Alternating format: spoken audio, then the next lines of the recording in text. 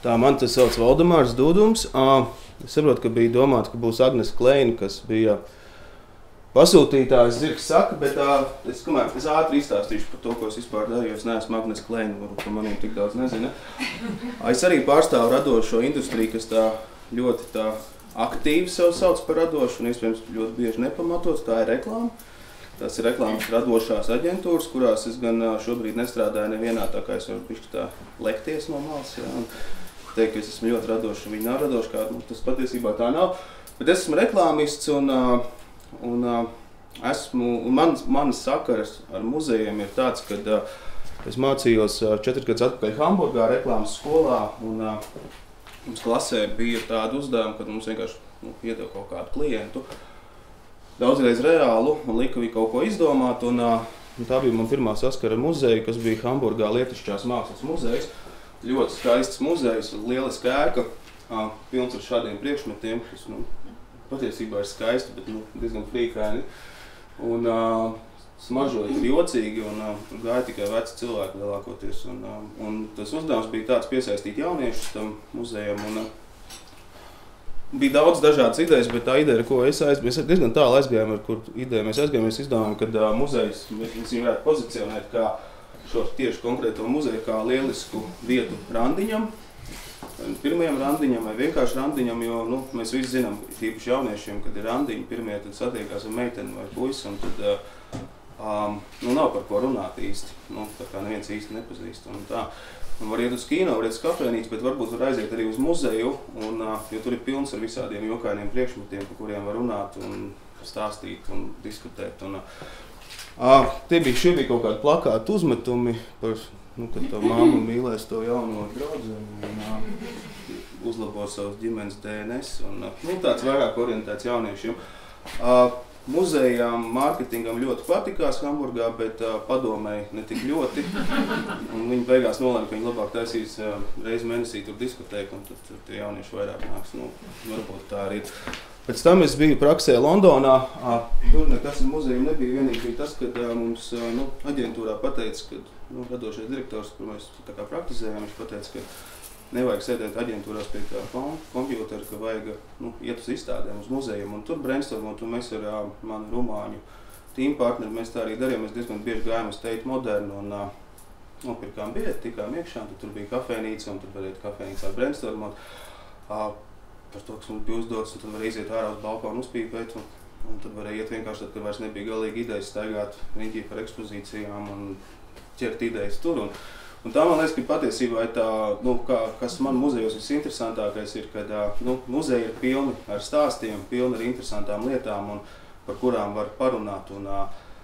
Var parunāt, tas ir viens, bet otrs, no kuriem var radīt kaut kādu komunikāciju materiālu, ar kuru izmantojot var uzrunāt cilvēkus, kad varbūt tieši stāsts nav par muzeju. Kad es atbraucu atpakaļ Rīgā, tad man pirmās, tas arī nav īsti muzejs, tas bija ar žurnālu Ir, kur es sāku strādāt.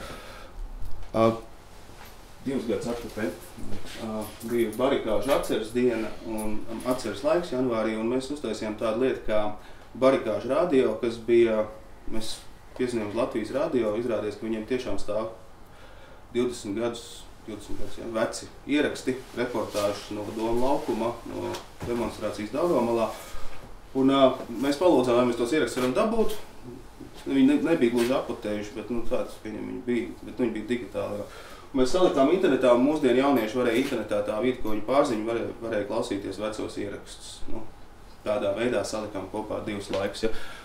Manuprāt, tur radio tie ieraksti tiešām stāvēja kā muzejā, un pēc tam radio bija laikam ļoti apvainojies, ka viņi paši to nav izdomājuši.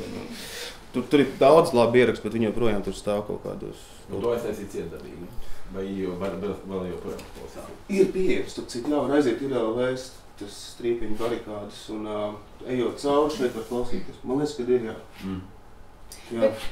Bet tas bija tā kā Ir iniciatīva, nevis sadarbībā ar konkrētu barikāžu vai okupāciju? Nē, tā bija, žurnālam ir tas sauklis, kad interesanti par svarīgu, un tad bieži mēs tās reklāmas, kuras mums vajag kaut kādas reklāmas sev reklamē, mēs neliekam ārā outdoors plakātus vai mums nav naudas televīzijas rullīšiem, absolūti. Līdz ar to mēs izdomājam interesantas lietas, kas pastāst par svarīgām lietām. Respektīvi, nu, barikādas, jā, tas bija 20 gadu, man liekas, ka bija, jā. Nu jā, jaunieši, nu, mūsdienās viņi nestaigā ar to radioaparātu, nu, tā pie ausis, kā bija tādā laikā, un mums bija, protams, ja mums bija vairāk naudas, mēs būtu droši vien uztaisījuši arī iPhone F, kad tu varētu to iPhone staigāt pie tā ugunskur un klausīties to reportāžu 20 gadus atpakaļ, nu, tieši tādā laikā, kad, nu, bija, jā, kad viss notikās. Nu jā, tad tas savā ziņā, tas ir muzejs, kur mēs izvilkām ārā. Un tad nākošais darbs ir tas, kāpēc jūs man uzaicinājāt. Šī ir Artūra Baumaņa glezna, likteņu zirgs, visu laiku bija Latvijas Mākslas muzejā, Nacionālajā Mākslas muzejā, kur, protams, viņa projām ir. Es par šo gleznu neko nezināju. Es zināju par viņu, bet es patiesībā zināju, ka ir kaut kāds stāsts, un to es atceries no bērnības, ka ir stāsts par latviešiem, kas nevarēja pieņemt lēmumu. Un tad viņi noķēra vārds mūku un nezināja, ko darīt. Viņš ir apbūrs laukus, un tāpēc vajag sist nost, bet viņi nebija pārliecināti. Un tad viņi gleznā var redzēt, kur ir tas vārds mūks, tur tas zirgs. Un viņi nolika šķēku un ved viņu pāri. To zirgu ar domu, ar kur kāju pārkāps, tā arī būs dzīvos vai mirs. Un es zināju, ka ir tāds stāsts, bet nu, es nezināju, no kurienes. Tad vienu brīdi man likās, ka es viņus nosapņojos vai izdomājos, ka tā patiesībā nav.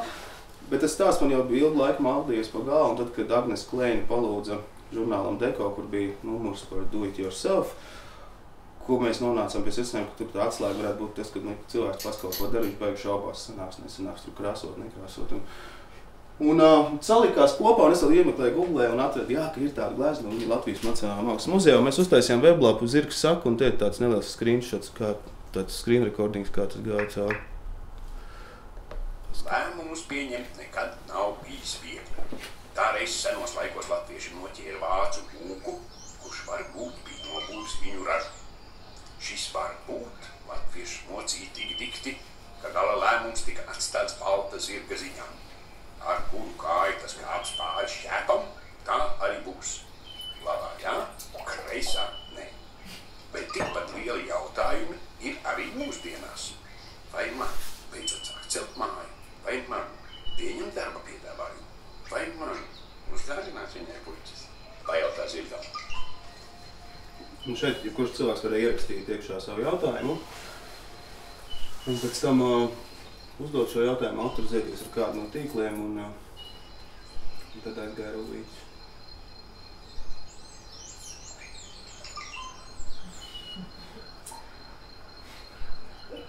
Šeit parādījās arī tā jautātāja bilde, kā no tīkliem.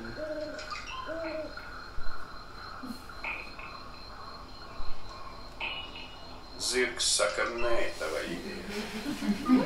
Bet vai tad zirgs ir tavs priekšnieks, lasa jauno Deko un īsteno savus sapņus? Protams, bija arī tā, ka zirgs teica jā, un mums, tehniski tas bija izdarīts tā, ka vienkārši tika iefilmēti divi varianti, jā un nē, un pēc tam dators randomā met ārā, un dažreiz zirgs to teica jā, dažreiz nē, un mēs šo projektu palaidām, jā, kā Agnes teica, bija tas 3-4 dienas, kas šādiem projektiem parasti ir tās pīķa dienas, kad viss Latvijas internets vārījās. Man liekas, ka tur bija vairāk nekā 10 000 apmeklētāji. Jā, tāds darbs, kas radās no bildes, kas ir muzejā. Un es zinu, ka arī muzejs bija beigās ļoti priecīgi un arī lika savās preses relīzēs. Jo, es pieņemu, es ticu, ka varbūt bija arī cilvēki, kas šo redzot pēc tam ieinteresējās un aizgāja uz muzeju apskatīties to bildi dzīvē. Ja? Citādi viņi tur bija karājusies un par viņu neviens īsti mākslas mīļotāji un speciālisti par viņu zina, par šo bildi zināja, bet jaunieši, kas sēž internetā, visticamāk, ka nē. Es pats nezināju, man droši vien tas bija palicis atmiņā no tā laika, kad es skolas ekskursijās bija piespiedu kārtā aizvest uz turien un kaut kā palicis prātā. Tā ir tā lieta, kad es zinu, ka tas ir ļoti sāpīgi to saprast, bet arī tas ir visās industrijās, bet tā saprast, ka ir kaut kādas lietas, kas pārējiem cilvēkiem absolūti neinteresē. Un tad, ja gribās tos cilvēkus uzrunāt, tad ir jāatrod veids, kā viņus uzrunāt. Un varbūt ir jāsaprot, ka šīs lieliskās ekspozīcijas un mākslas darbi, kad ir jauniešu daļa, kurai vienkārši tas absolūti neinteresē, jo tas troksnis ir nežēlīgs šobrīd, un ja tev nedzird, tad tu neesi. Ja?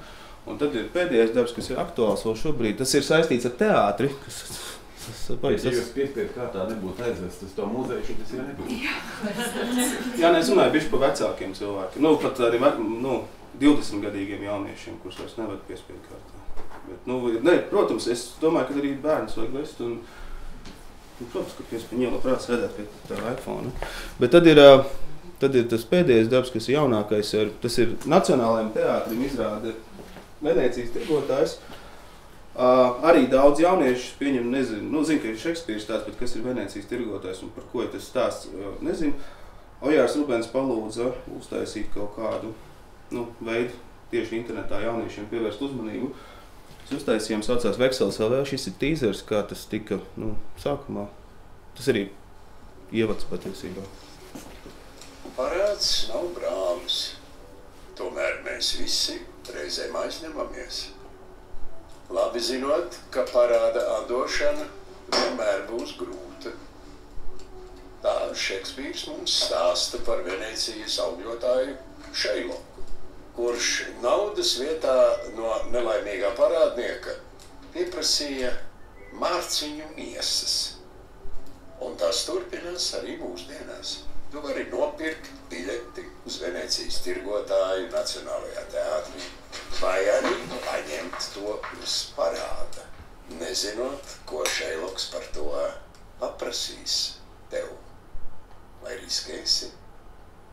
Jā, līdz ar to ir weblapa Veksels LV, aiziet uz turien cilvēku var šo visu redzēt, un reiz dienā Šeiloks ierodās, vai dažreiz retāk, un cilvēki paraksta Vekseli, ka viņi apņemās darīt visu, ko viņiem liks darīt, un par to viņi, ja Šeiloks piekritīs, saņems 2 biļetes uz izrādi, un viņam nāksies atstrādāt to darbu, ko viņš uzdos. Viņi nezin, kas viņiem būs jādara, viņi parakstās nezinot.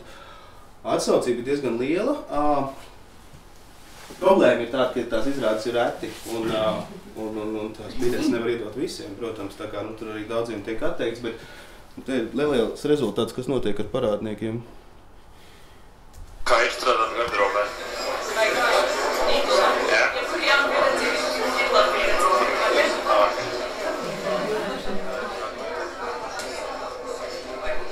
Tā kā viens darbs ir strādāt garderobē, otrs ir nest putas uz skatu aktieriem. Kad 2 puiši dabūja to, tad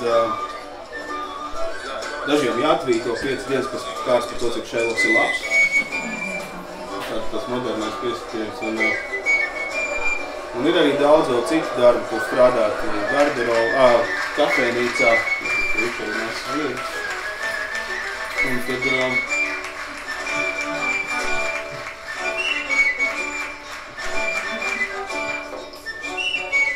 Un tad viens no darbiem ir palīdzēt skatuves strādniekiem.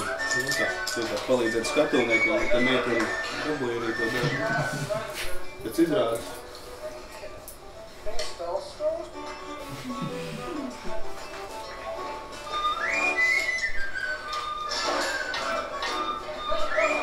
Un patiesībā man nācās viņai palīdzēt, tas bija diezgan grūti atskatīt visu tos dēļus tajā un cilvēku.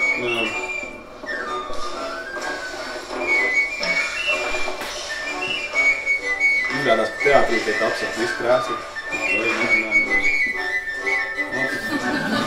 Un vecais, protams, ir priecīgs, jo tie latvieši izrādās, kad ir labāk par venēciešiem, jo patiesībā neviens nav uzmetis un visi ļoti vēlās nākt un strādāt. Un te ir tas, kas man patīk, ka man liekas, kas ir pareizais veids, kā darīt, ka taisīt nevis tikai digitālu projektu, bet arī atrast veidu, kā sasiet viņu kopā ar reālu dzīvi, lai tas nav tikai tāds. Webā paspiež podziņu, kaut ko dabū, nedabū, un tad dzīvoju tālāk. Tu būtībā vinnēji piedzīvojumu, ko savādāk tu dabūt nevar un pieredzi.